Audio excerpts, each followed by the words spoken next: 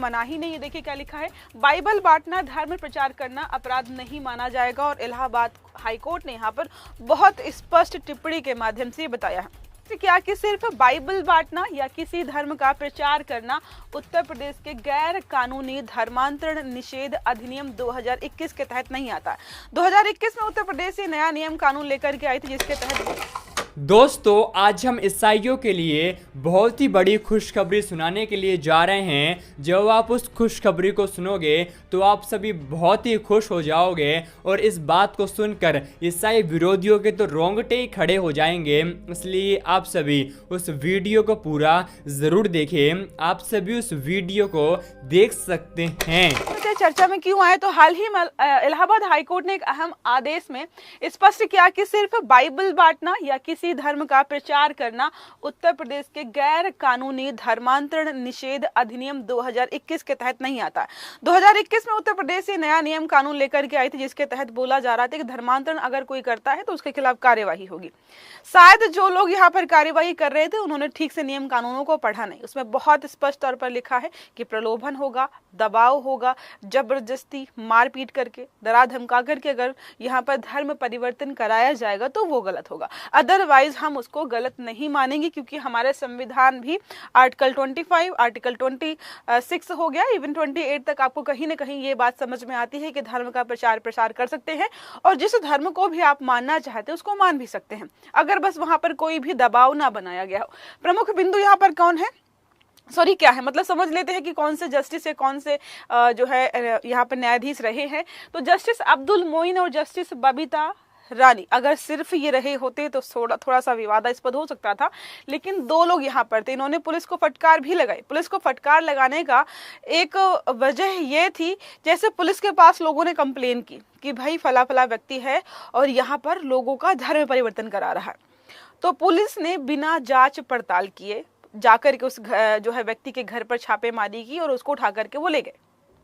तो पहला प्रश्न था कि क्या आपके पास सबूत थे। दूसरा प्रश्न यहाँ पर सबसे बड़ी समस्या पता क्या थी, जिस व्यक्ति पर संशय था उसके घर के बाहर बहुत सारे लोग इकट्ठा हुए, तोड़फोड़ की और उसके घर पे घुसने का प्रयास किया। तो हाईकोर्ट ने पूछा क्या आप में से किसी को भी अधिकार है, थर्ड पार्टी को क्या अधिकार है कि किसी व्यक्ति के घर पर घुस करके आप उसके खिलाफ कोई भी कार्यवाही करे या उसको डराए धमकाए, वो कुछ भी कर रहा हो, अगर वो अवैध तरीके से नहीं कर रहा है तो आप किसी को मना नहीं कर सकते हैं।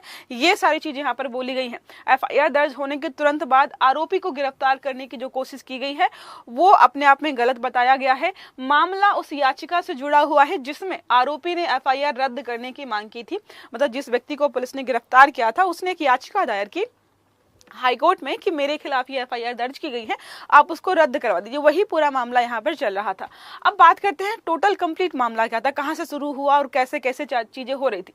FIR मनोज कुमार सिंह नामक व्यक्ति ने दर्ज कराई थी। एक व्यक्ति ने उस व्यक्ति के खिलाफ दर्ज कराई। शिकायत में आरोप लगाया गया था कि याचिकाकर्ताओं ने दलितों और गरीब तबके के लोगों को धर्मांतरण कराने के लिए प्रार्थना सभा आयोजित की थी। तो लोग एलिगेशंस लगा रहे हैं कि धर्मांतरण या धर्म परिवर्तन करने के लिए इस व्यक्ति ने एक पूरी सभा आयोजित की थी। वहां पे प्रॉपर LED लगा हुआ था, बाइबल्स रखी हुई थी और दूसरे धर्म की चीजों को प्रसारित किया जाता। तो यहाँ पर इन्होंने क्या बोला है कि भाई जो भी लोग एक तरीके से पिछड़े हुए थे या आदिवासी समुदाय से थे, उनका धर्म परिवर्तन यहाँ पर कराया जा रहा था। जहाँ बाइबल बांटी जा रही थी और ईसाई धर्म का प्रचार हो रहा था। देखो अब समस्या ये है, जब इस प्रकार का कुछ भी होता है पुलिस पहुंचती है तो पुलिस का दायित्व तो बनता है कि वहां पर जितने भी लोग हैं उनसे ये प्रश्न पूछे।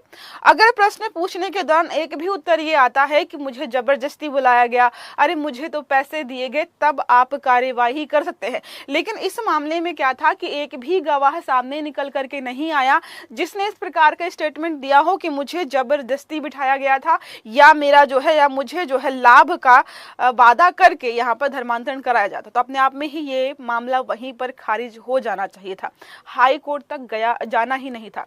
मुझे लगता है कि हाई कोर्ट, सुप्रीम कोर्ट और डिस्ट्रिक्ट कोर्ट, जो हमारे जितने भी न्यायालय हैं, वहां पर मामले ज्यादा होने का सबसे बड़ा रीजन ये कि पुलिस अपने तरीके से ठीक से काम नहीं करती है। हर मामले को कोर्ट तक पहुंचाने की जरूरत पड़ जाती है। अगर इस मामले में पुलिस ने थोड़ा ठीक से काम किया होता तो हम कह सकते हैं ना, थोड़ा सा पुलिस को अगर और कार्यवाही कर लेती, जांच पड़ताल कर लेती, तो ये मामला कोर्ट तक जाता ही नहीं। अब धारा 3 का हवाला भी यहाँ पर दिया गया है। तो धर्मांतरण से संबंधित कुछ धाराएं हैं जो कि हमें समझनी जरूरी है। पहला है 2021 के अधिनियम की धारा बोलती है कि बल प्रयोग अनुचित प्रभाव या प्रलोभन के माध्यम से जबरन धर्मांतरण को रोकता है, और यहाँ पर ऐसा कुछ नहीं हो रहा था।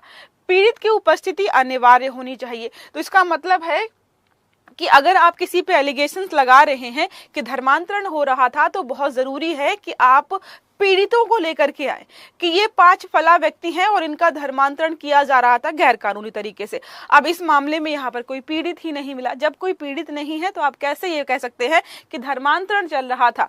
एफआईआर की समीक्षा भी की गई, उसमें देखा गया कि जबरदस्ती या बहुत जल्दबाजी में यहाँ पर फैसला लिया गया, बिना किसी चीज को देखे हुए, जांच पड़ताल के बिना। पीड़ित का बयान, यहाँ पर किसी भी व्यक्ति ने कोई भी बयान नहीं दिया है कि हमारे साथ जो है प्रलोभन के माध्यम से या जबरदस्ती के माध्यम से धर्मांतरण कराया जाता। तो जब ऐसा हो ही नहीं रहा था तो आप कार्यवाही को आगे कैसे बढ़ा। तो मतलब अगर पूरा मामला देखेंगे तो पुलिस को ही यहाँ पर फटकार पड़ी है कि आपने ही सारा गड़बड़ किया है। अब बात करते हैं हाई कोर्ट की टिप्पणियां, मुख्य देख लेते हैं। यहाँ पर बोला गया है कि भाई जल्दबाजी दिखाई है पुलिस ने, उनके पास स्पष्ट प्रावधान या स्पष्ट कोई चीज थी ही नहीं, उनको इस तरीके से एक्टिव नहीं रहना चाहिए था। आदेश में सुप्रीम कोर्ट ने राजेंद्र बिहारी लाल बनाम उत्तर प्रदेश राज्य 2025 का हवाला दिया है।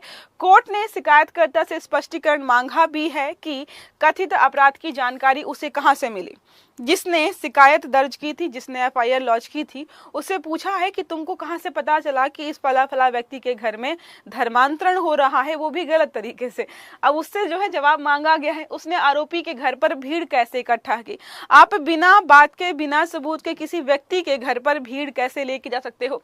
तीसरे व्यक्ति के घर में घुसने के लिए जो है याचिकाकर्ताओं ने कौन सा अपराध किया, ये सारे मतलब कि यहाँ पर पूछा जा रहा है कि भाई अगर तुम इतनी सारी भीड़ लेकर के उस व्यक्ति के घर पे गए थे तो उस व्यक्ति ने कौन सा अपराध किया था। ये सारे क्लैरिफिकेशंस जो है कोर्ट ने मांगे उस व्यक्ति से जिसने यहाँ पर जो है एफआईआर दर्ज की थी। अब बात करते हैं कानूनी विश्लेषण के बारे में। तो हमें पता है आर्टिकल 25, 26, 27, 28 ये सारे आर्टिकल हमारे धर्म से जुड़े हुए हैं, जो उसमें से कुछ आपको धर्म को मानने की आज़ादी देते हैं, धर्म का प्रचार प्रसार करने की आज़ादी देते हैं। आप जैसे भी धर्म को लेकर चलते हैं, आपकी अपनी पर्सनल चॉइस है। क्या लिखा है, धार्मिक स्वतंत्रता हमारे संविधान में दी गई है। संविधान के अनुसार आर्टिकल 25 और 26 के अनुसार धर्म का प्रचार और व्यक्तिगत धार्मिक गतिविधियां कानूनी अधिकार हैं। आप सभी इस वीडियो को अभी छोड़ के ना जाए, आप सभी इस वीडियो को पूरा जरूर देखें। जैसा कि आपने वीडियो में देखा, कैसे बाइबल बांटना या किसी को यीशु मसीह के बारे में बताना यह भी अब अपराध नहीं है।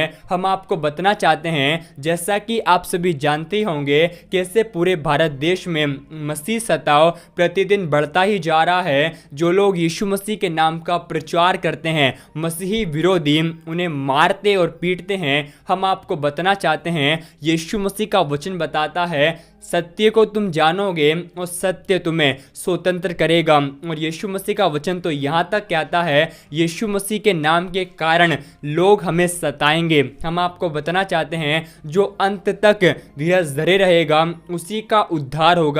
गलती ईसाई विरोधियों की नहीं है, लेकिन गलती तो परमेश्वर का वचन बताता है, हमारी लड़ाई लहू और मांस से नहीं है, बल्कि परमेश्वर का वचन बताता है उस शैतान के साथ है जो लोगों की आंखों को अंधा कर देता है। परमेश्वर का वचन बताता है, यीशु मसीह की इच्छा यह है कि हम सत्य को पहचानें और सत्य हमें स्वतंत्र कर दे। और मार्ग, सत्य, जीवन हमारा यीशु मसीह है। कोई भी यीशु मसीह के बिना परमेश्वर तक नहीं पहुंच सकता है। हम आपको बताना चाहते हैं, परमेश्वर का वचन बताता है, हमें अपने देश के लिए प्रतिदिन प्रार्थना करनी है, क्योंकि यीशु मसीह का वचन बताता है, हमें जब हम अपने देश के लिए प्रार्थना करेंगे तो परमेश्वर हमारे जीवन में बहुत बड़े बड़े चमत्कार करेगा। जो मसीह समाज है वो भी तरक्की करेगा, क्योंकि परमेश्वर का वचन यह कहता है, हमें जिस देश में रहना है उस देश के लिए प्रार्थना करना है। और ईसाई विरोधियों को परमेश्वर का वचन बताता है हमें उनसे प्रेम करना है, क्योंकि यीशु मसीह इस जगत में धर्मियों को बचाने के लिए नहीं बल्कि पापियों का उद्धार करने के लिए आया है। आप सभी इस वीडियो को एक लाइक करें और हम आपको बताना चाहते हैं, हम आपको सबसे महत्वपूर्ण बात बताना चाहते हैं, अगर आपको प्रीमियम बाइबल चाहिए या आपको हिंदी इंग्लिश बाइबल चाहिए या आपको बाइबल का कवर चाहिए तो हम आपको बताना चाहते हैं, आप हमारे व्हाट्सएप नंबर आपको दिख रहे होंगे, आप हमें ज़रूर बताएं। हम आपको बताना चाहते हैं अच्छे दाम पर होलसेल में या तो आपको बाइबल मिल जाएगी। परमेश्वर आप सभी के साथ हैं। आप सभी इस वीडियो को एक लाइक करें। परमेश्वर आपको बहुत आशीष दे।